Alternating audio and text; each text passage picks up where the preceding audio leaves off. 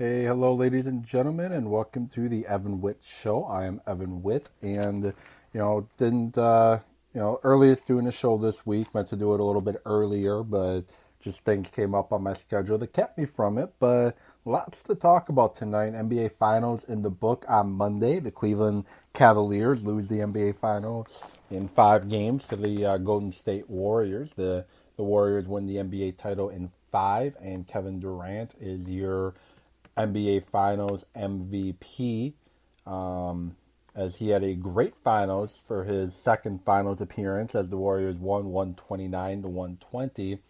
And lots to talk about from the NBA Finals this year. A lot talking about now going around.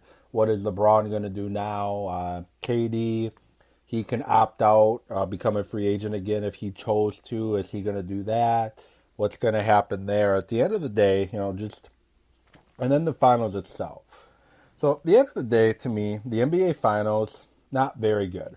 The first game was a 113-91 Golden State win. Game 2 is a 132 to 113 Golden State win. Game 3, much better game, but 118 to 113 Golden State win to put it up 3-0. The closest game, really the entire finals. Then Game 4 was a 137 to 116 Cleveland win, where LeBron grabs a triple double. He averaged a triple double actually for the entire NBA Finals, the first time that's ever happened. But then Game 5 goes 129 to 120. Durant scored 39 and was named the MVP. Durant scored 38 in Game 1, 33 in Game 2. The Warriors ended Game 3 on an 11-0 run with Kevin Durant. Looking for the box score really quick, so bear with me. Kevin Durant scored 31 in Game 3. So, Kevin Durant played really well. But I look at it this way with Kevin Durant. I hear people talking about how he is he's dethroned the king. King James is no longer the best player in the NBA. That's what I've heard people argue. But at the end of the day, look at the team Kevin Durant has around him. He can be comfortable. He can just basically do what he wants. He doesn't have to really play defense too much. He doesn't have to do everything on offense. He can just relax and be comfortable. Something he was never able to do in Oklahoma City. And with LeBron James in Cleveland, he's got to play hard-nosed defense. He's got to score. He's got to distribute. He's got to pretty much do it all in Cleveland. So I have a hard time justifying moving Kevin Durant above LeBron James. Kevin Durant went from Oklahoma City to record-wise, win-loss record-wise, the best team in NBA history with 73 wins. It's not like he went to a bad team and made them better. He went to a good team and they got better and they walked through the playoffs, losing just that one game. But I can't take Kevin Durant over LeBron James yet. And the other talk is talking all about LeBron James' legacy. Where does he fit all time? Is he ever going to be better than Michael Jordan? I take it from this approach. I can't compare players from different generations. I really can't. The game's too different now to try to compare. I can go from this angle. The greatest players I have ever watched. I can't compare Jordan to a Bill Russell because I never saw Bill Russell play. I can't compare Shaq to Wilt Chamberlain because I never saw Wilt Chamberlain play. But just the top players I've ever seen play myself, Michael Jordan's number 1. LeBron's number 2. I have Kobe Bryant, a very close 3. And then I got Tim Duncan there, and I got Akeem Olajuwon there. That's mine. That's my top 5 that I've ever watched play.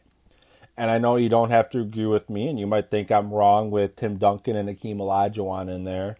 But Akeem the Dream, he had the post moves. Like, he had some great moves in the post. But I can't sit here and say that LeBron is better than Michael Jordan. Now, if I'm looking at comparing the two of them, Michael Jordan and LeBron. Michael Jordan, better all-around player, better scorer. I think LeBron's better athlete. I think the closest you can come to Michael Jordan in regards to just that killer instinct is Kobe Bryant. But I think LeBron's a better all-around player than Kobe Bryant. But that's mine. That's how I look at it. I refuse to compare Wilt Chamberlain to Michael Jordan or anything like that. But for me, Michael Jordan is the best player I've ever seen play. LeBron's second. Kobe Bryant is the third greatest I've ever seen play. So that's mine. I want to get what your top five is. Top five players you yourself has ever watched play in the NBA. Tweet at me at Evan with Sports, or comment if you're listening to this off of Facebook or Spreaker. Comment. Let me know your top five. The top five players you've ever seen play in the NBA. Other conversation I'm hearing that I want to address a little bit. I'm hearing that people are speculating that LeBron James is going to become a free agent, opt out of his contract, and go out to LA, either for the Clippers and now the Lakers that I'm hearing. But I don't understand that. I don't understand the LeBron James to the West Coast rumor. I don't get it. I get that he wants to build a team, get Carmelo Anthony, get Chris Paul, get Dwayne Wade and him, get those four together in LA. I know that's what the rumor is, but at the end of the day, why would he? Why would LeBron James, who is guaranteed to be in the NBA Finals pretty much the next 2 to 3 years, for the next 2 to 3 to 4 years in the East, going to the NBA Finals every year with the chance to knock off Golden State, then have to play Golden State 4 times a year, plus play them in the playoffs to get to the NBA Finals. In the East, they got to play them, I think twice, and then they don't play them again until the NBA Finals. I don't know why LeBron would go to the West. I don't see him going to the Western Conference. The reason why Kevin Durant went to Golden State and not to an Eastern Conference team is he didn't want to go up against LeBron James to get to the NBA Finals. He wanted to, stay in the West, and he went to the best chance possible to get to the NBA Finals. That is what Durant did. LeBron, he wants to get to the NBA Finals, and going to the Western Conference is going to make it much more difficult for him to get to the NBA Finals. Because not only Golden State, you have to play San Antonio 4 times a year. You're going to have to play Dallas 4 times a year. You're going to have to play Memphis, Portland, Utah. You're going to have to play much tougher teams to get into the playoffs and then to get to the NBA Finals. Where in the East, he can just walk. He can just walk to the East because he's got Atlanta. He's got Boston. He's got a young Milwaukee Bucks team. That's what he's battling right now in the East. So I don't understand why LeBron James would leave the East. If he leaves Cleveland, I don't see him going to the West. I see him going back down to Miami. I see him going somewhere in the Eastern Conference, Chicago, but I ultimately see him staying in Cleveland, and Cleveland doing what they can to try to trade for Kevin Love. But that's why I look at the NBA. I think the NBA Finals were bad. I think the NBA playoffs were bad. I think you just have too few teams legitly being able to compete every year.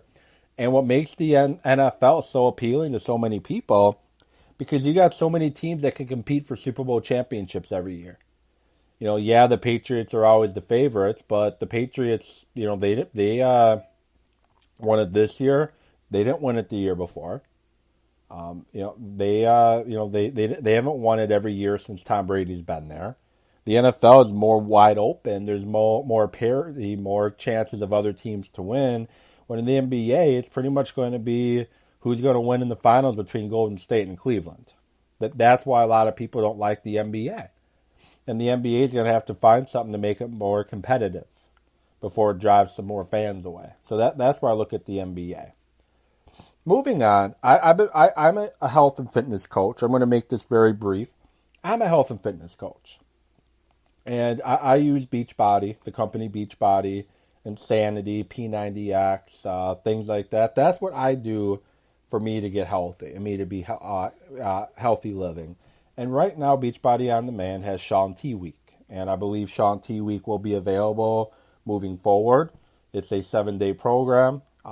In 7 days, you do 7 different Shaun T inspired workouts. It's called Insane Focus. And he actually just came out with a 30-day calendar that you can do different things from Shaun Week and other programs, some yoga, some T25, all in a 30-day span to push yourself. And I have a soft spot in my heart for Shaun T and his programs. In 2013, that's when I first used Insanity. I borrowed it from a friend. My weight had gone back up. I was 380, dropped it down to 3, climbed back up to 350, and I was kind of at a loss. I didn't know what to do. I didn't know where to go. What I had done, all the work that I had put in, was starting to go away. And that's when I found Insanity, and I gave Insanity a try, and that helped shape what you see now for me. I'm now down to about 254. When I stepped on the scale last week, I was down to 254, and I feel great, and I'm getting closer and closer to my ultimate goal. And I owe that to Insanity and Shaun T. It challenged me physically, it challenged me mentally, it challenged me emotionally. And when I was able to get through that first warm-up of Insanity and get through that first week of Insanity, then through that first 2 weeks of Insanity, I was able to get through 60 days of it. And at that 60 days, I lost 30 pounds, and I was back to, losing the weight and getting healthy. I was back on track. I found something that worked. But Shaun T, I credit him with saving my life. That's where I credit Shaun T to, because who knows where I would be right now if it wasn't for Insanity and Shaun T. Who knows where I would be. So, if you want to give it a try, you just got to email me, coachevan66@gmail.com, to shoot me an email. Let me know, and I will get you set up and get you using the Beachbody On Demand All Access Pass, which gets you Shaun T Week. It gets you every program Beachbody has ever come out with, ever. And I will get you the information to sign up. And, with me as your coach, holding you accountable, you can accomplish anything you want to accomplish. So with that, thank you for listening. Follow me on Twitter at Evan Witt Sports. at Evan Witt Sports. Let me know that you listen to the show. And I will be getting back in touch with you later next week. Until next week, this is Evan Witt signing off. Hope you all have a great weekend. I hope you enjoy the show. Thank you.